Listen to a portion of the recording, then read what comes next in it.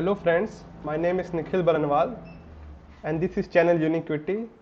So as I promised that there will be video on turbine gland sealing system after I made the video on vacuum system. So here I am with you on turbine gland sealing system. So this time I have prepared the outline through which I will be guiding you the topics on which I will be talking in this video. So first I will talk about the purpose of gland sealing, and then labyrinth packing. What is labyrinth packing? We will learn the basics of labyrinth packing, and after that I will teach you the sealing mechanism, the principles of sealing in HP turbine and IP turbine, and after that I will tell the procedure of gland sealing in the end. So let's go to our first topic, the purpose of gland sealing. See, the function of gland sealing is very important. After you start to make the to have the vacuum in condenser, turbine sealing is very necessary, because the point where shaft exits the casing, that is the moving part of the whole rotor assembly, there sealing is required, because there is always some gap and there is tendency that air might break into the turbine. So this becomes very critical especially in LP turbine system, because as we know from our last video on vacuum pulling system, we know that the LP turbine exhaust especially is in vacuum, that is pressure below atmospheric pressure. So if we don't seal that part of that turbine, then air will come into the system and it will destroy the vacuum. So we can say that the purpose of gland sealing is to enable the turbine to be sealed, and hence it keeps the air out and let the steam be be maintained in the system, and finally and so as a result of these processes vacuum is maintained in condenser. Next we will learn how sealing is done. So before that we need to learn about labyrinth packing. What is this? What is labyrinth packing? So labyrinth packing is nothing but it is a assembly of seals which are mounted on both on rotor as well as on the stationary part of the, that is casing. So here it is that here this you can see that this is like teeth like structures are here, and here different chambers are there. You can see as steam passes through from one end to through these chambers, its pressure gets lowered and so it becomes throttled. It is very essential a part of turbine gland sealing system, and it is employed where the shaft exits the casing. So we understood what is labyrinth packing, and how it is used we will understand in the mechanism of sealing. So here in this diagram you can see, so what happens is that before that we will get into two topics. First one is HP gland sealing and second one is LP gland sealing. So what happens is that how this mechanism works.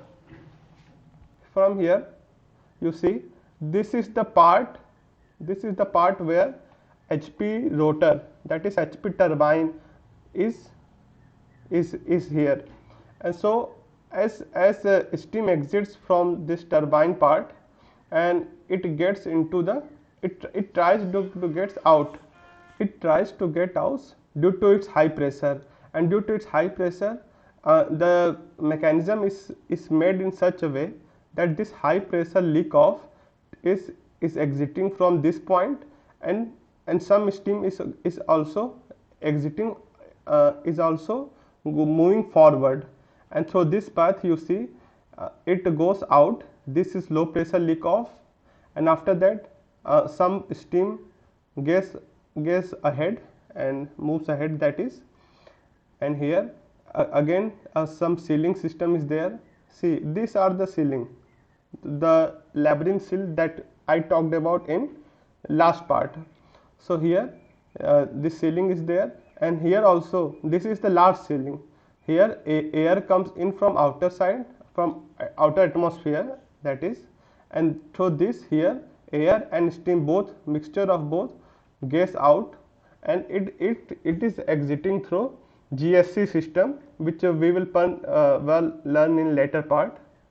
So what happens is that this is HP cooling system, because this is high pressure, and a reverse of that happens in LP gland sealing system. In LP gland sealing, what happens is that, since let's suppose here it is LP rotor, that is LP turbine, and since I told you that here pressure is below atmospheric pressure, that is, this part is in vacuum. So due to vacuum, if no sealings are there, the air will enter here and it will destroy the vacuum. So what we do is we supply a sealing steam, and this sealing steam will enter here, and through this labyrinth packing it will seal this part, and some part of steam will exit from this seals, and this you can see here air comes in from atmosphere, both mixes here, and it again goes through GSC, just as we saw here. Same thing happens here too. Okay, so what we learn, that the different mechanism in which sealing happens in HP turbine and IP turbine, as well as the sealing mechanism in LP turbine. So next we will learn what are the steps in this sealing process. So we see that during startup, shutdown and low load operation, a type of auxiliary steam is needed, which we get from PRDS, and during normal running condition, steam leakage from HP glands and LP glands, HP and IP glands are used to seal LP glands. Here in this diagram it can be seen here, LP high pressure steam and low pressure leak of steam. These are different leak of steam, and these steams are used to seal LP gland seals. Okay, and next what we see, that gland steam at the furthest end of each gland has a mixture of steam and air. Okay, we already saw it in this diagram. Here air and steam mixture goes to GSC part.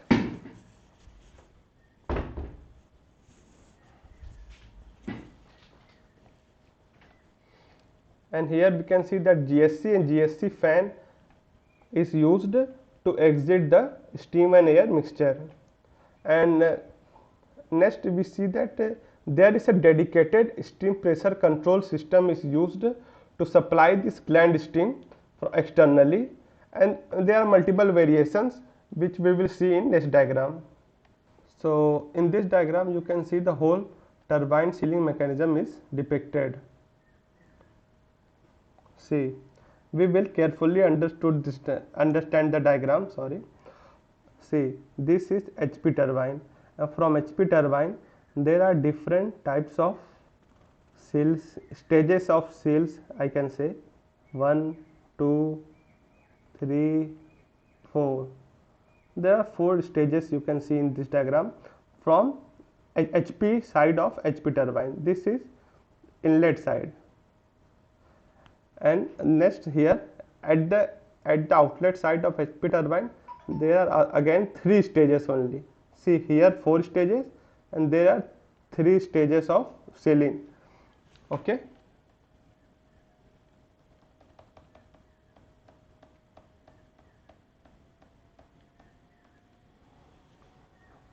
so what happens from first stage, as steam gets leaked into the seals due to its very high pressure. See, this pressure is just about the first stage pressure. This is very high pressure which gets impinged on the first stage of HP turbine. So this high pressure gets throttle in the seals, and its pressure lowered, and it is designed in such a way that this pressure becomes the pressure of CRH. And so this exiting steam from first labyrinth seal is inserted into the CRH part of the steam, which is exiting from HP turbine. Again, from second labyrinth seal, again the pressure is lowered, and it becomes almost equal to or greater than the pressure of IP LP crossover, as you can see from here in this diagram, from to crossover pipe. And this steam goes to again here to IP LP crossover pipe. So first we saw that after first labyrinth seal, steam goes to CRH, and after second labyrinth seal, steam goes to crossover pipe. And what happens in third labyrinth seal, in third one, you can see this is the point where external, that is the gland steam, that we provide from outside. So this at third gland seal, we provide the gland steam from outside till a particular load. Okay, and after that the steam which is exiting from HP turbine, it becomes sufficient to seal itself, that is we call self sealing, and also to seal LP glands. So understood, up to a particular load we supply gland steam, and after that load this steam which is exiting from HP turbine ends is sufficient to seal itself and also to seal LP glands. This is important. Okay, and then this fourth gland seal is the part where air and steam both mixes, and it goes to the GSC part. You can see here.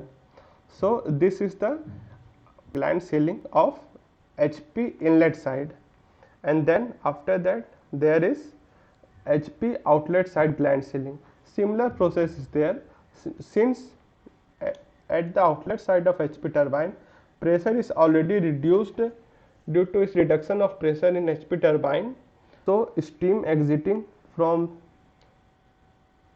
outlet side of HP turbine gets reduced, and it mixes to LP IP crossover, as you can see in this diagram clearly. Okay, and then after that second gland seal, here again we provide external gland seal in the beginning, and after a particular load, after a range of load, you can see then self sealing again occurs, self sealing that I already taught you. And after that again that GSC comes into play. Okay,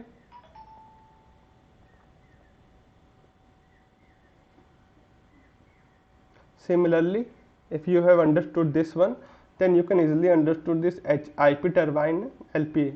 In IP similar process there, since an IP at exit pressure is very low. So what happens is that this steam which is exiting from here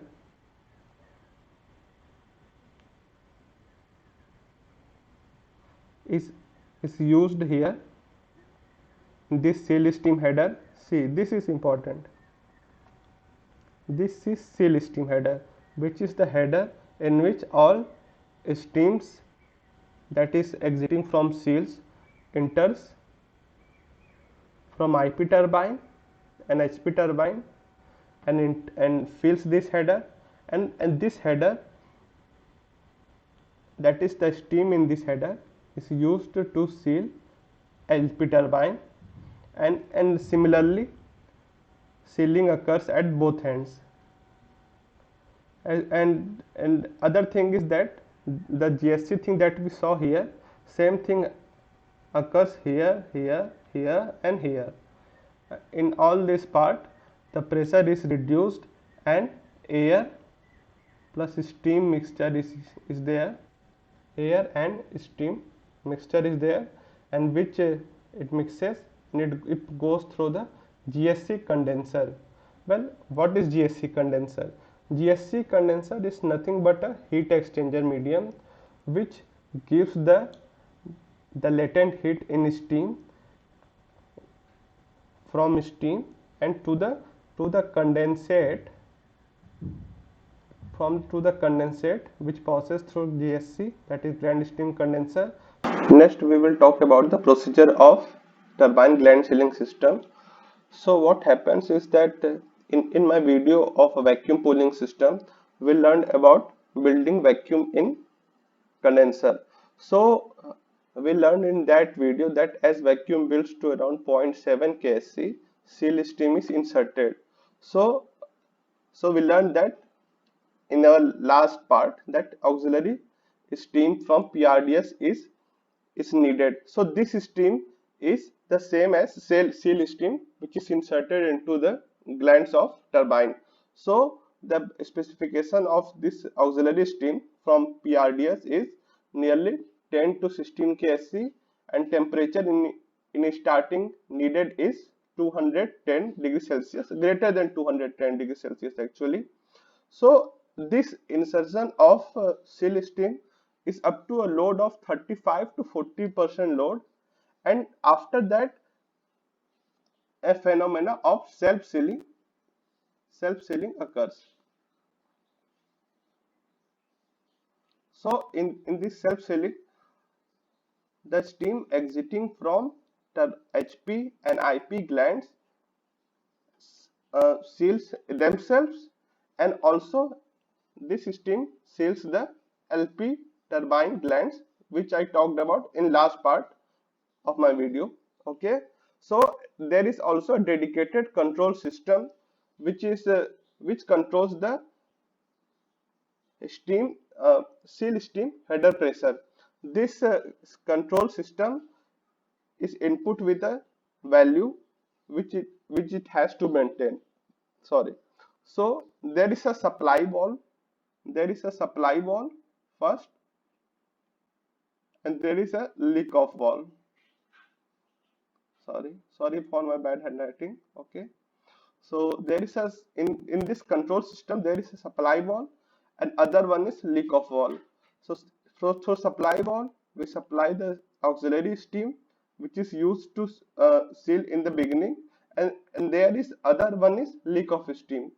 As system progresses to self sealing, the leak off valve comes into play, and excess leak of steam which is remaining after the sealing of LP glands is passed through the leak off valve and dumped into the condenser. Okay, this system is put in auto, and it automatically transfers itself from self sealing from external sealing system to self sealing position, you can say.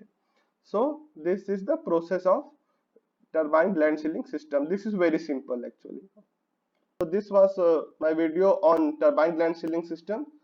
Uh, Tell me in current comment section your queries and your suggestions, and also tell us about the ideas to make further videos. Okay, thank you guys.